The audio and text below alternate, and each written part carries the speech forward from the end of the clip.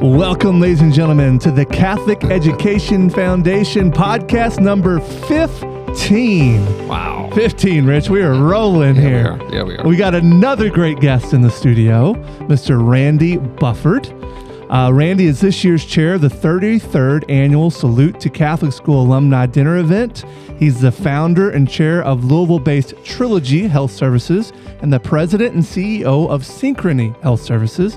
And as always, Mr. Rich Lecklider. Rich is the president of the Catholic Education Foundation. Gentlemen, how are we doing today? Pretty awesome from here. Pretty awesome. I like it. Well, Randy, I'm super excited about this one. And one of the reasons, you know why, because we were talking a little bit beforehand, but we have a lot to talk about. Your business career, your family, your great connection to the Catholic Education Foundation of Louisville. So let's talk first about how you arrived in Louisville and your strong connection with the U of L men's basketball program. Yeah. Absolutely. That's an easy one for the softball to get us started here. That's right. By accident is how I got here. I was a frustrated basketball player who got cut in high school, and I became a basketball manager. And in just the luckiest, good Lord watching over us event, Bill Olson was recruiting a player from our school down in Athens, Georgia. Okay. And I didn't know they had college scholarships for being a basketball manager. Mm-hmm. Bill actually recruited me, flew me up on a visit. One thing led to another, and I was trying to pay my way through school. And listen, University of Georgia is great in football, but they've never had a legacy in basketball. And when I got a chance to be a Louisville Cardinal basketball manager, I was like, wow, sold, done. It was easy. What did Bill Olson see in you that made him think that you'd be a good manager?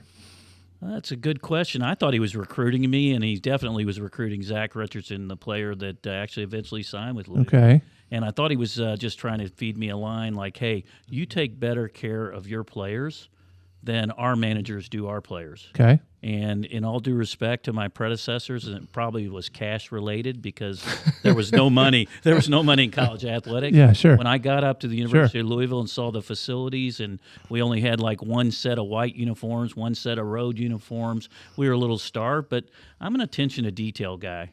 And in high school, I had it. Nobody washed their stuff. I did every bit. You came in, it was like a pro locker room. Mm-hmm. Every attention to detail. I didn't want to have any hurdles for winning. Mm-hmm. I was the huge fan, even though I couldn't play. I was in a football player's body, Mm-hmm. and we're really strong. We finished my junior year third in the state, made it to the Sweet 16 my senior year, Okay. and a great basketball tradition there at Cedar Shoals High School in Athens. But when I got the chance to be a Louisville Cardinal, I mean, I had in the locker room pictures of Daryl Griffith, the Dunk Monsters. Dr. Duncanstein.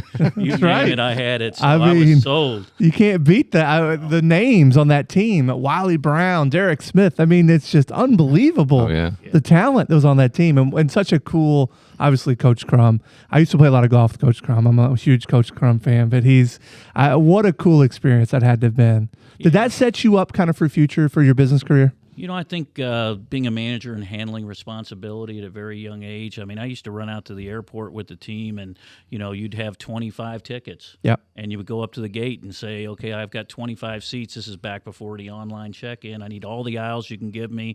And then you had to allocate those between the tall guys, the superstars. That's right. That's a lot of work. It was a lot of work and so forth, but it just taught you responsibility. And back then, there were only two managers and one trainer. Yeah. And so everything was handled through scholarship.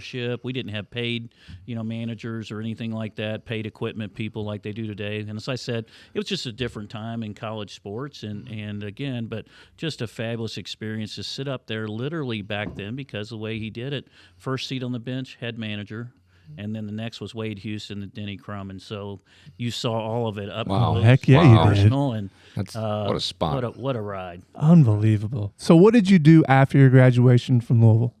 Pretty typical. I didn't know what I wanted to do, and again, a shout out to the guys over at the basketball shop, Bill Olson. I came up to Louisville undecided, and Bill Olson said, well, you always can do something with business. I was pre-med in thinking. He goes, business is a great thing to get into. And like everything else, whether it was in scouting and I moved to Eagle Scouts, if I'm going to do something, I figured out in business school, accounting was the best degree you could get. And there that's you true. go. There you go. Rich knows all about that. Exactly. Exactly he does. And so I took all the accounting classes and got my accounting. Then I figured out, well, if you're going to get a job in accounting, you wanted to get back then a Big 8 job. That was the premium. Right. So interviewed with all those, and I started out after school. I went to a smaller Big 8, Arthur Young and Company, which now is part of Ernst & Young, and started that career off in public accounting, like so many people do, and then made my way from there into industry after that. Awesome. So you founded Trilogy, a highly successful services company here, health services company here in Louisville. Tell us why you did that and how it kind of got started. Yeah, let's make it as quick as I can, but we just celebrated December 12th last year, our 25th anniversary. Wow. That's fantastic, isn't it? I've been in seniors housing now and skilled nursing for over 40 years.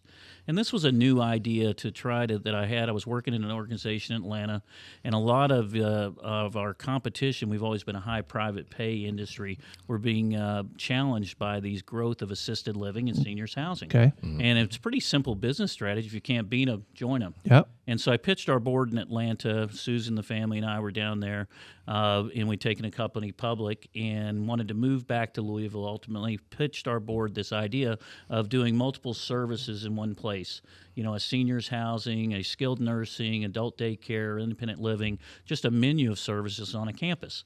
And our board down there wasn't very development or risk oriented. And finally, I just got to the point, literally, because around our shop, we've always believed it's your faith, your family, and then your work family. And I had those a little bit out of line in when we were in Atlanta.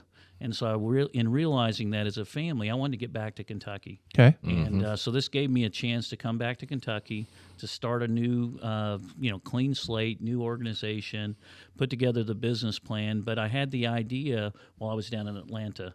And just one thing led to another, made our move back, and found so many people along the journey that Trilogy, and people always ask me, and I think it's appropriate for this podcast, Trilogy, is that the Father, Son, and Holy Spirit? I'm like, yeah, there's faith in there, but no, it's 3 services in one place, but our values are very, very similarly. Now, this was a new idea when you started Trilogy, right? Like this was a kind of a bringing everything under one place no one else had done that? It had been done more in what I would say some of the big retirement community Right. settings, where you would have, 500 units in one place. They might have a little small skilled facility, or you pay your way in, and if you need more services, you move from there to maybe an assisted living. But nobody in this smaller campus community had done anything like that, and we didn't know it was going to work. And we just got blessed and lucky. I mean, we worked hard at it to make it work, but again, the business model was perfect, and it's survived the point of time over the last 25 years. That's awesome. Visionary there, Rich. How did you two connect? Well, funny you should ask. We had a common friend, Neil Ramsey. We'd never known each other, Randy and I, and Neil was actually serving on the board of the foundation. He reached out to me one day and said, hey, Randy's looking for somebody to join his board. Would you be interested? Mm-hmm. And I thought, well, yeah, I want to talk to Randy for sure, because I'd heard his name many, many times. And we met and just kind of connected right away. He was good enough not to check my resume out too closely. Right. Okay. So I joined the board, I think it was 2016, and have been lucky to be part of the Trilogy organization ever since. Rich, how has the Bufford family helped grow the impact of the foundation? You know, it's been enormous. Ever since Randy and I met, he became very interested in what we're doing at the Catholic Education Foundation, and we talked about it. And Randy and his family, Susan, are big believers in a foundation based in education, particularly for people that are poor or needy. Okay. And he immediately latched on to what we were doing. And I think the first year together, Randy and Susan became benefactors at our Salute dinner event several years ago. That's an investment of $25,000 in the event. And we've been riding together ever since. So, and here's the thing, and I've said this before, every $25,000 gift fills a classroom of 22 kids in a Catholic elementary school. That's a huge return on investment right there. Huge. Say that again. I want people to understand the impact of that. So every $25,000. Yeah, on average, if you take $25,000 and allocate it amongst our kids, that's going to help 22 kids go to Catholic elementary school next fall. Awesome. Yeah. If that's not powerful, I don't That's know what huge. is. That's pretty good. Isn't it, Randy? That's awesome. Sold. Yeah. Amen. Right? So, Randy, tell us about your latest business venture, the Synchrony Health Services. Absolutely. Just another in always trying to get better at what we do. And this is our ancillary services subsidiary, and kind of an unusual thing for a board chair to be leading one of these subsidiaries. But we had done succession planning. Leanne Barney, who is a rock star CEO out of Trilogy, in 2019, we passed the baton off. And just in trying to be, appropriately planning, Trilogy had gotten to be a very large enterprise. She had these two companies, our pharmacy and therapy company, reporting to her. So as we made that transition, I said, hey, why don't we take those away from you so you can run the healthcare business? I'll kind of keep them simmering over here. And she was going to be hiring a new chief operating officer.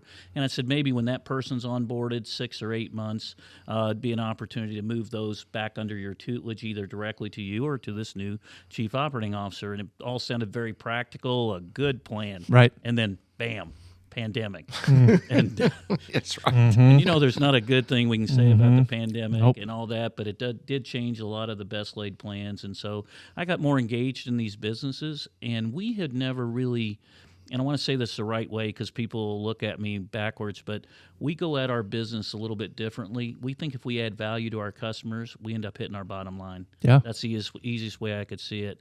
And I looked at these two businesses, and we weren't partnering well to do that. We were transactionally well in our little silos we had, but we didn't collaborate. And so the idea behind Synchrony was we decided to birth a collaboration of the clinical expertise of our rehab company, our pharmacy company, and then we added lab to that. So now we have a trifecta of services that all are cooperating and adding value. And that returns value to those customers, to those clinical practitioners. And so the Synchrony name you would first say from a rebranding standpoint, right? But more to us, it was like we're symboling we're all one organization, and we're here to serve our customers, which is our Trilogy customer, which represents about a third of our book, but we have about 2/3 of our book is outside.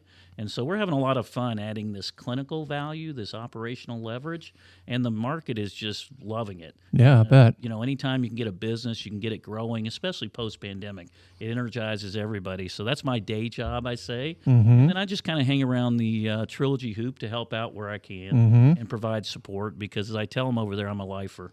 I mean, it's been my life work, 26 years now, involved with it, and I want to see it go well. But, I try to get out of the way and get great people like Rich to come in and join us. Sure. And it's been a blessing all the way around, and a blessing to so many of our employees and customers we serve.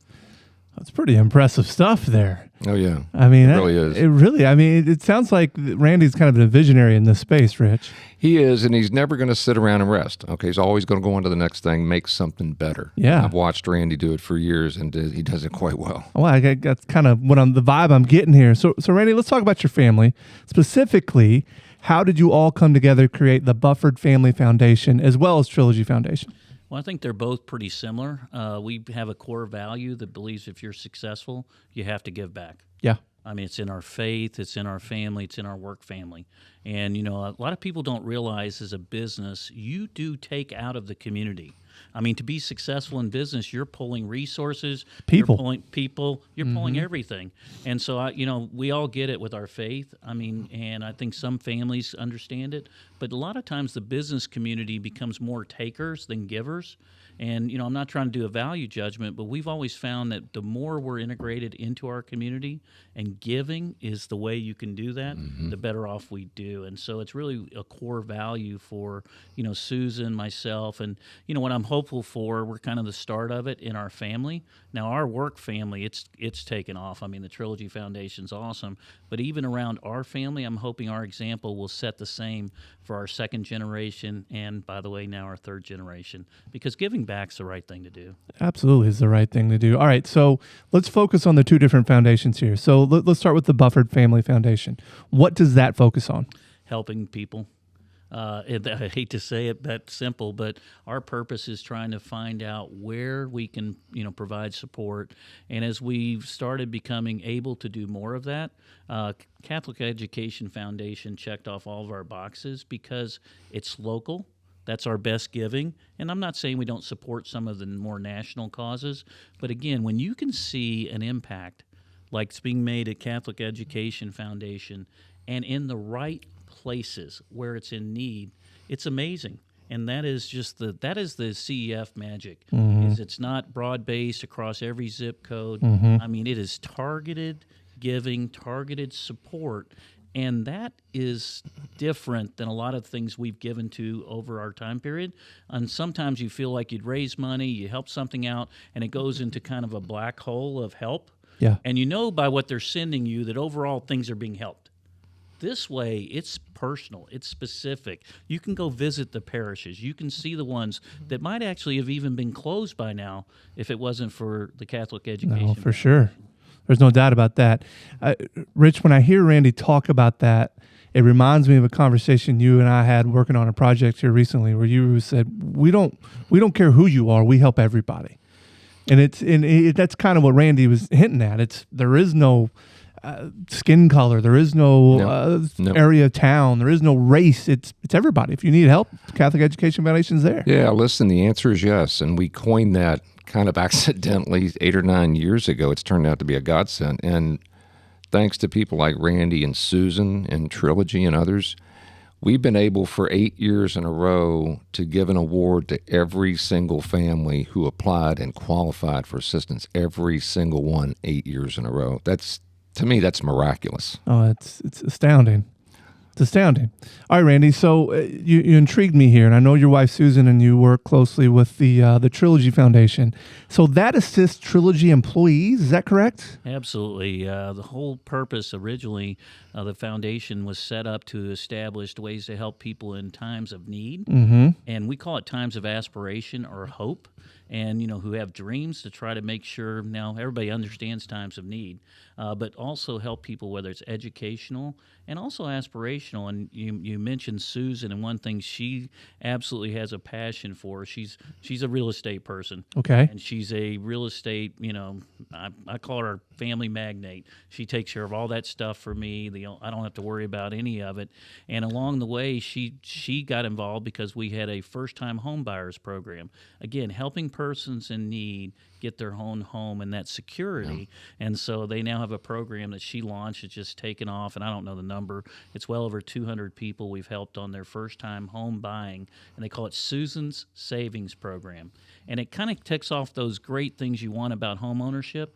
They are participating, sort of like Habitat for Humanity does. They're saving money. They're going to become responsible homeowners. Right. And all we're doing is providing the vehicle and some extra friction, if you know what I mean, around that to allow them to get in the first time. And when you see those, those texts with the pictures come in and they're out in front of that house, and for a lot of these are single moms. We're about 85% female employees at our Trilogy company.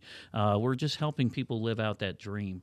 And I think those are the kind of things that, the foundation at Trilogy is all about. And it's those times, yes, when, somebody's jammed a little bit financially, or we actually have, believe it or not, a big outreach to women who need to get out of very difficult relationships. And we help a large number of those each year. Those are the ones in need.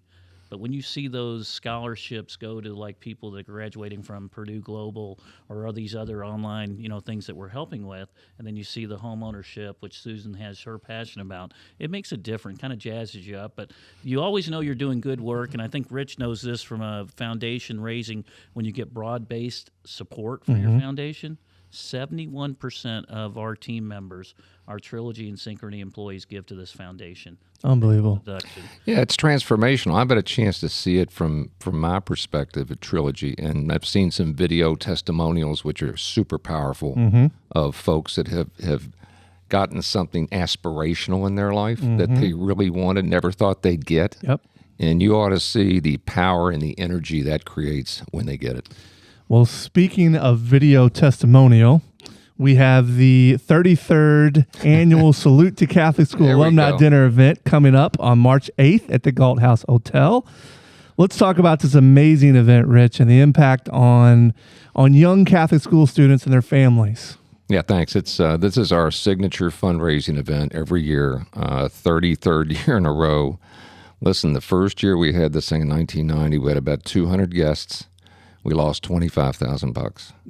Last year, we jammed the ballroom in the Galt House Hotel. You couldn't walk in the place. Couldn't walk. That's right. And we netted, after we paid our expenses, $1.4 million, a record. So why is that so important? That's really the centerpiece of our funding of our scholarships for our kids next fall. Yeah. So money in, money out. Money in, Every money out. dollar Yep. we take in that night goes to some kid in a Catholic school next fall. It's very powerful. And we've got a powerful testimony video we're working on right now that we hope that people feel a little bit when they see. So it's just explaining what we do at the foundation, and really everybody that's there understands what the impact is. But we really want to tell the story. Yeah, if you can, and I've had a chance, luckily, to meet more than a handful of families that we've helped over the years and listen to their story of of need, but also shared in the joy they had when their kid took off from a Catholic grade school to a Catholic high school to a college for the first time in the family's history. I've seen some of that. Yeah. I can see how transformational that really is for them. So we've got a special keynote speaker coming to this year's events, Father Mike Schmitz. How were we able to land him? So, Rich, he's the top guy. He is, when it comes to religious podcasts, he's number one. He's number one in the all world. the charts in the world. In the world. 20 million downloads. Yeah, it's unbelievable. We had one of our pastors here, Father Shane Duvall at Holy Trinity, was a very good friend of a friend of Father Mike. Okay. And we asked Father Shane to reach out to him just by chance to see if he would do this. It's a long shot. Sure enough, he's glad to do it. Looking forward to coming down. He's going to visit a school while he's down here. He's really selling some tables. I got to tell you, we're getting the phone's coming off the hook. I guarantee it. Yeah, we're almost sold out. We're almost sold out, and it's going to be. We're obviously trying to set a fundraising record that night. I think we're going to do it. I really appreciate Randy's leadership of this event. Yep. He's got a lot of things going on, as you can tell, but he gladly has taken part in this role, and it's so much appreciated. Well, let's talk about that, Randy. So you received the Foundation's Community Service Award a couple years ago, and now you are chairing this year's event. Tell me how that came about. Well, it's pretty easy. The answer is yes. That's right. Hey, when Rich asks you, you say yes. That's amen. Well, I mean, at the end of the day, if you won't want to help out, then you're almost a hypocrite. I mean, I got to tell you, I'm trying not to be harsh on anybody who doesn't support or what have you. But again, this is such a great event. I mean, candidly, it's an honor to be asked. It's not an imposition. And staff and the entire team out at CF, they make it easy for you. They make it convenient. They know that the leaders that they want to attract and help are busy, but they want to get them in, so they do a great job. And sure. Certainly over the years, Rich and the team have just, it continues to grow, which further allows us to raise more money. And I think I'd be pretty disappointed, not on my watch. We're not going to be setting that record. So Rich also knows we're pretty competitive. Awesome. So we're going to make that happen. Yeah, we are. I love that. So, Rich, we've got a couple days here. How can someone sponsor the event, buy a table?